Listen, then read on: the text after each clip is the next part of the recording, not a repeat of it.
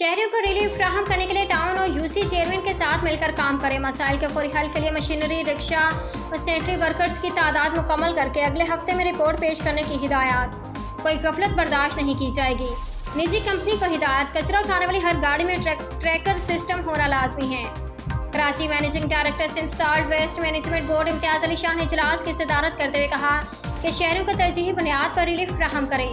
انہوں نے کہا کہ ٹاؤن اور یوسی چیئرمین و دیگر عوامی نمائندوں سے مسلسل رابطے میں رہتے ہوئے صفائی سے متعلق مسائل کا حل فوری یقینی بنائیں.